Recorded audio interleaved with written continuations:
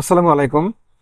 সবাইকে স্বাগত জানিয়ে শুরু করছি আমাদের আজকের আরেকটি নতুন ভিডিওতে। আজকে আমরা ন্যারেশনের ইম্পারেটিভ সেন্টেন্সের পরিবর্তন শিখব।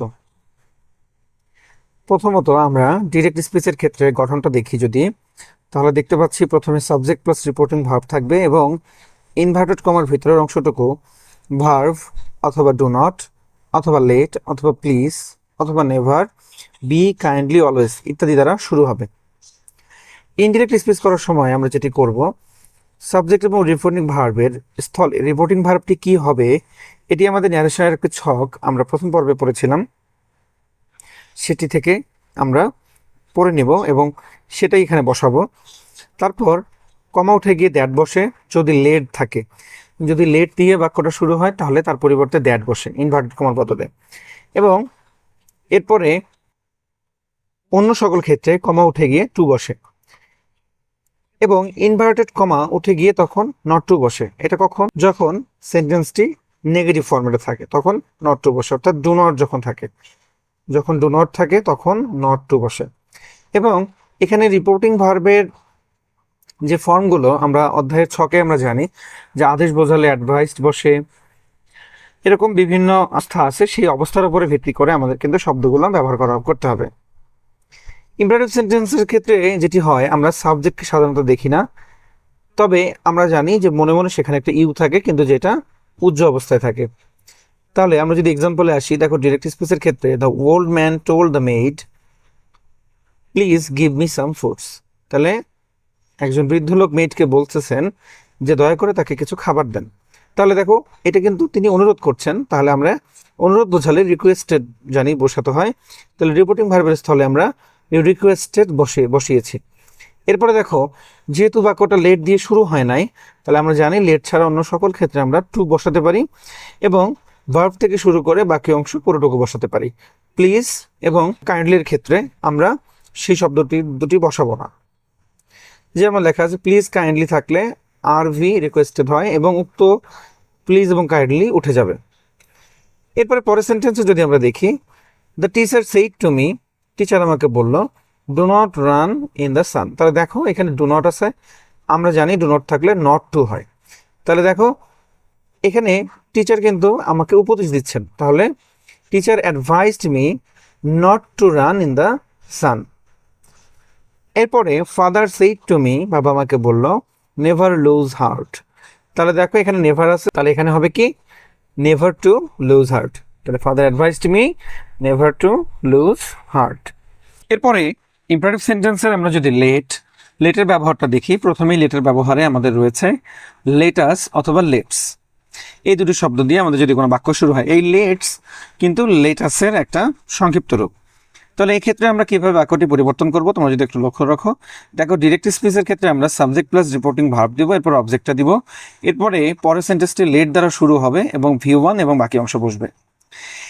আমাদের সবসময় মনে রাখতে হবে যে লেট দিয়ে কোনো বাক্য শুরু হলেই সেটি প্রস্তাব করা বোঝায়।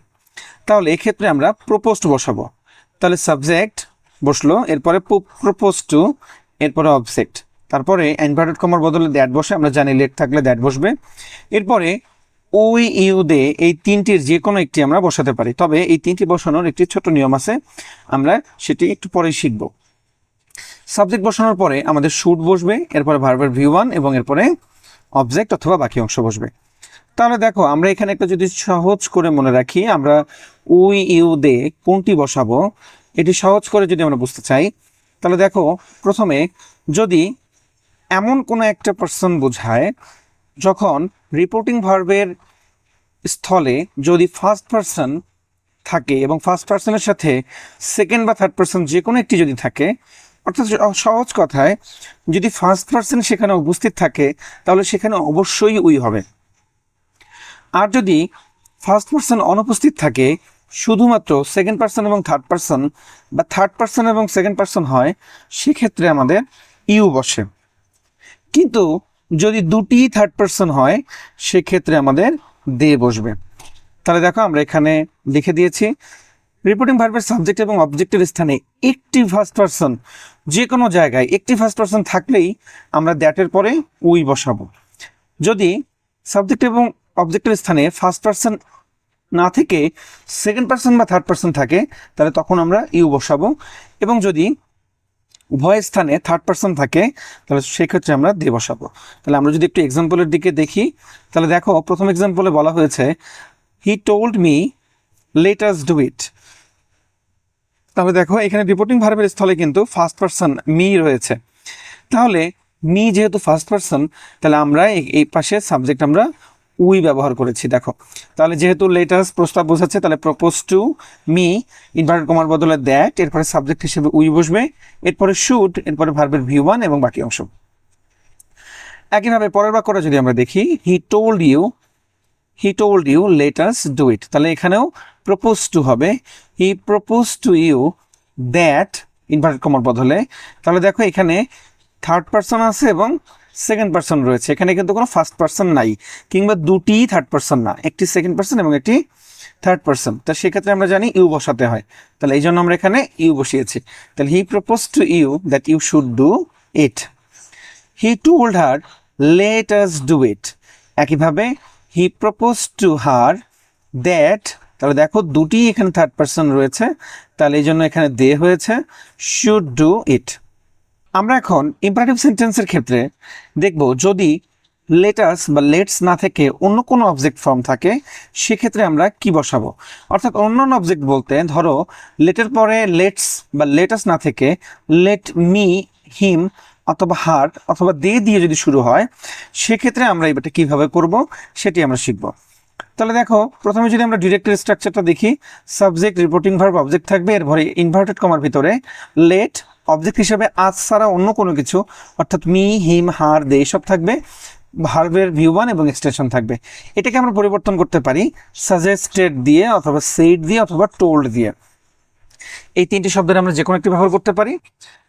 তাহলে সাবজেক্ট, সাজেস্টেড, এরপরে অবজেক্ট অর্থাৎ আমাদের পূর্বের অংশ আগের মতোই থাকতেছে, শুধু প্রপোজডের বদলে আমরা সাজেস্টেড ব্যবহার করছি, এরপরে ইনভার্টেড কমার বদলে দ্যাট বসবে, এরপরে সাবজেক্ট বসবে, এরপরে মাইট বসবে, এরপরে V1, এরপর এক্সটেনশন। তোমরা দেখো এখানে কিন্তু আমরা একই রকম নিয়ম দেখছি, আমরা আগেরটায় শুধু শুড পেয়েছি, সাবজেক্টের পরে এখানে মাইট পেয়েছি, এবং সাবজেক্ট বসানোর ক্ষেত্রে আমরা দেখেছিলাম সেখানে একটা কৌশল অবলম্বন করতে, আমরা এখানে আমাদের পূর্বের আমরা যেভাবে সাবজেক্ট পরিবর্তন করতাম আমরা সেভাবেই সাবজেক্ট পরিবর্তন করব। যেমন Habiba told to Sinha let me discuss the matter.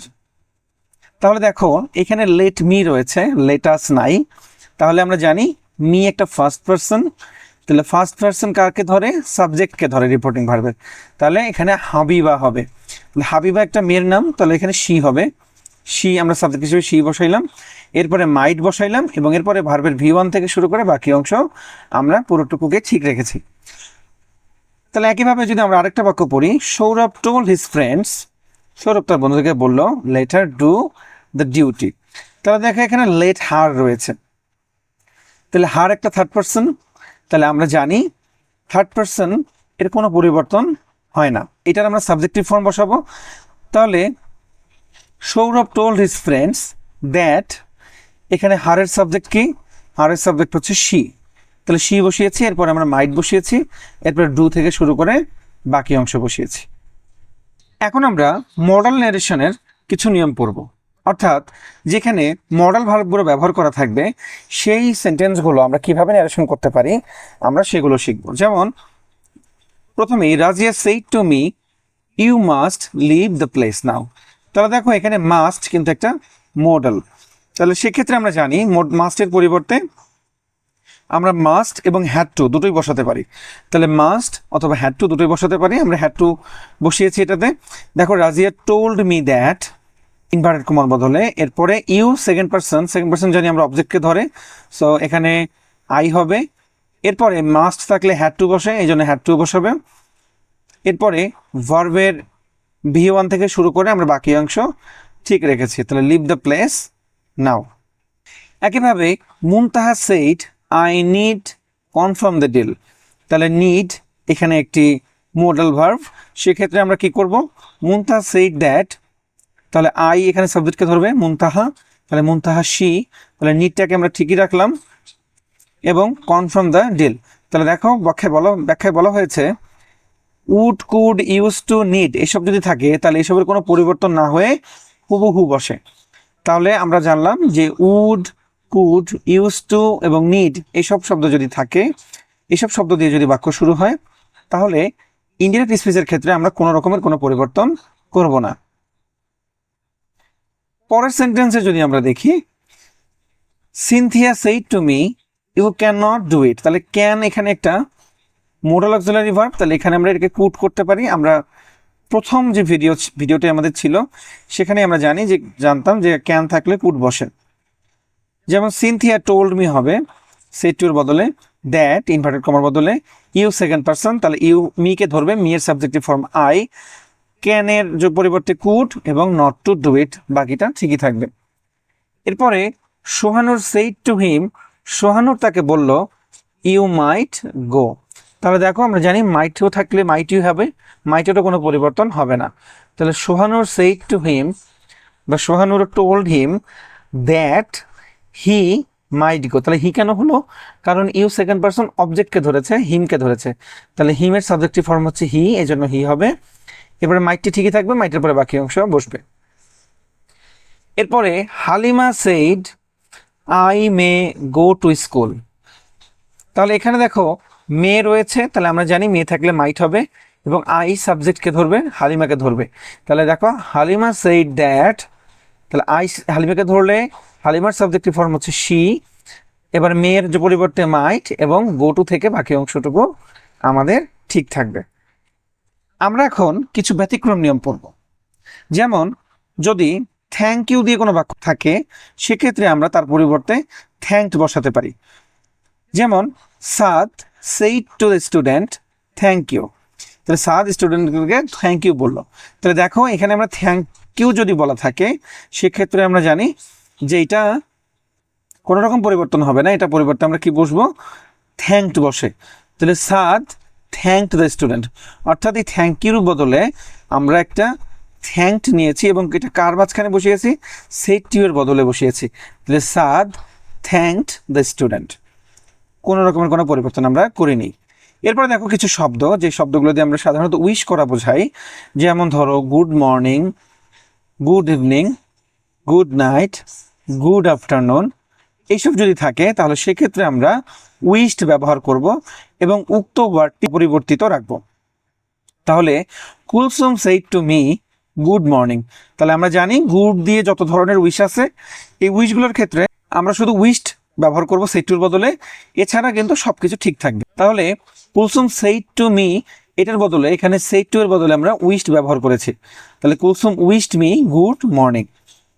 3 নম্বরের ক্ষেত্রে আমরা দেখি গুড বাই যদি থাকে তাহলে দেখো এটাকে বিদায় দেওয়া অর্থে ব্যবহার করা হয়, তাহলে আমরা এখানে বিড অথবা বেট শব্দ ব্যবহার করতে পারি টেন্স অনুযায়ী।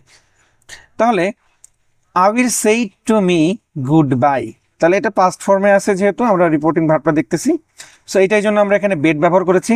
তাহলে আবির বেড মি, সেইড টু এর বদলে আমরা বেড ব্যবহার করেছি এবং গুড বাইটাকে ঠিক রেখেছি। এরপরে ক্রাই বা মাটার থাকলে রিপোর্টিং ভার্ব হিসেবে ক্রাইড এবং মাটারডি বসবে। তাহলে এখানে দুটো ভার্বের কথা এখানে বলা হয়েছে, তাহলে দেখো Sajim cried loudly stop eating, তাহলে এখানে আমরা দেখো রিপোর্টিং ভার্ব হিসেবে ক্রাইডটাকে ঠিকই রেখে দিয়েছি। সাজিম ক্রাইড লাউডলি, শুধুমাত্র ইনভার্টেড কমার বদলে আমরা টু বসাইছি, টু স্টপ হিটিং। তাহলে দেখো আমরা রিপোর্টিং ভার্বে কোনো রকম পুরো পরিবর্তন করিনি। কখন? যদি ক্রাই এবং মাটার দিয়ে রিপোর্টিং ভার্ব শুরু হয় তাহলে আমরা ক্রাইড বা মাটারডি ব্যবহার করব। এরপরে যদি by Allah, by God, by Jove, by my love, by my life এসব যদি থাকে তাহলে আমরা কি করব? শুরুতেই swearing by Allah, swearing by God, swearing by Jove, swearing by love এবং সোয়ারিং বাই মাই লাইফ ব্যবহার করব। তাহলে দেখো আমরা যদি এক্সাম্পলে যাই, by Allah he replied I will not leave the house, তাহলে এখানে দেখো আমরা কি জানি যে বাই আল্লাহ থাকলে সোয়ারিং বাই আল্লাহ হবে, তাহলে সোয়ারিং বাই আল্লাহ হবে হি রিপ্লাইড দ্যাট, দ্যাট আমার বদলে হি, তাহলে আই কাকে ধরবে? সাবজেক্টকে ধরবে, তাহলে হি তাহলে হি। এরপরে উইল থাকলে আমরা জানি উড বসে, তাহলে এই জন্য আমরা উড বসিয়েছি। এরপরে নট, লিভ দ্যাট, তাহলে দ্যাটের পরে আমরা দিস থাকলে দ্যাট বসাই, এরপরে হাউস বসবে। আবার by God she replied I will not fail in the exam, তাহলে swearing by God she replied, দেখো শুধু বাই গড থাকলেই আমরা শুধু সোয়ারিং বাইটা নিয়ে আসতেছি, swearing by God she replied, পুরো অংশটুকুকে ঠিক রাখতেছি, কমার বদলে আমরা একটা দ্যাট বসাইতেছি। এরপরে আই সাবজেক্টকে ধরবে শি, তাহলে শি হবে, উইল থাকলে উড হবে, এরপরে বাকি অংশ যতটুকু থাকবে সব ঠিকই থাকবে, শুধু আমাদের যেসব শব্দ পরিবর্তন করতে হয় সেই সব শব্দ যদি বাক্যে থাকে আমরা সেই সব শব্দ পরিবর্তন করে দেব। এরপরে উই দ্বারা মানবজাতি অথবা বক্তা বা শ্রোতা উভয়কে বোঝালে উই অপরিবর্তিত থাকে। তাহলে দেখো Abu said to me we should do our duty, we should do our duty, তাহলে দেখো এখানে উই বলতে কিন্তু আমাদের সবাইকে বোঝাচ্ছে অথবা অনেক মানুষকে কিন্তু বোঝাচ্ছে একসাথে, তাহলে এই জন্য আমাদের উইয়ের কোনো পরিবর্তন হবে না। তাহলে উই আমাদের নর্মালি যদি আমরা চিন্তা করতে যাইতাম আগের নিয়ম অনুযায়ী, তাহলে দেখো উই একটা ফার্স্ট পারসন, তাহলে আমার সাবজেক্টকে গিয়ে ধরতো, কিন্তু উই এখানে উইয়ের বিশেষত্ব এখানে হলো যে উই এখানে পুরো মানবজাতি অথবা বক্তা বা শ্রোতা উভয়কেই বোঝাচ্ছে, অর্থাৎ আবু এমন কাউকে বলতেছে যে তার সাথে সেও এবং সেই শ্রোতারও ডিউটি পালন করা উচিত। এরপরে আমরা যদি আরেকটি নিয়ম দেখি, যদি বাক্যে ইয়াস থাকে তাহলে আমরা লিখব রিপ্লাইড ইন অ্যাফার্মেটিভ বসবে, যদি নো থাকে তাহলে রিপ্লাইড ইন নেগেটিভ বসবে।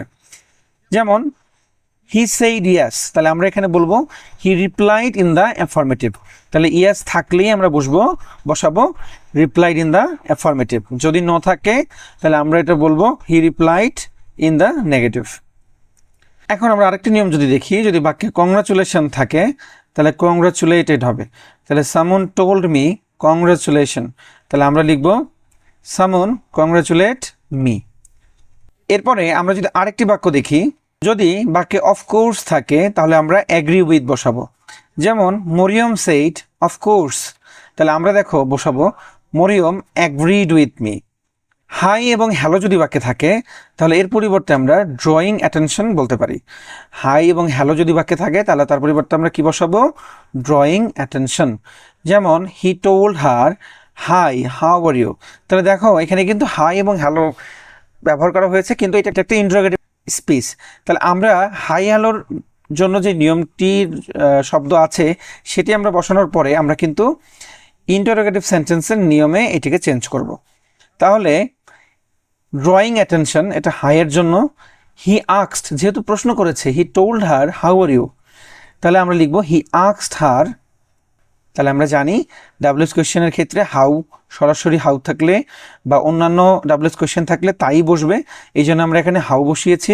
এরপরে আমরা সাবজেক্ট বসাবো, তাহলে সাবজেক্ট ইউ, সেকেন্ড পারসন তাহলে অবজেক্টকে ধরবে হারকে, তাহলে হারের সাবজেক্টিভ ফর্ম হচ্ছে শি, এবং যেহেতু এটা প্রেজেন্ট ইনডিফিনিটে ছিল তাহলে আমরা জানি প্রেজেন্ট ইনডিফিনিট থাকলে পাস্ট ইনডিফিনিট হয়, অথবা এম ইজ আর থাকলেই ওয়াজ ওয়ার হবে, সেক্ষেত্রে এখানে ওয়াজ বসেছে।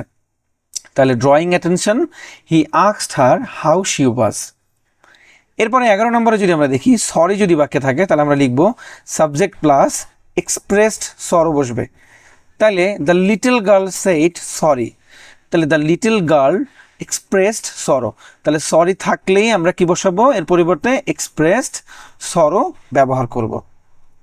সবাইকে পরবর্তী পর্ব দেখার আমন্ত্রণ জানিয়ে আজকের মতো এখানেই বিদায় নিচ্ছি, ভালো থাকবেন।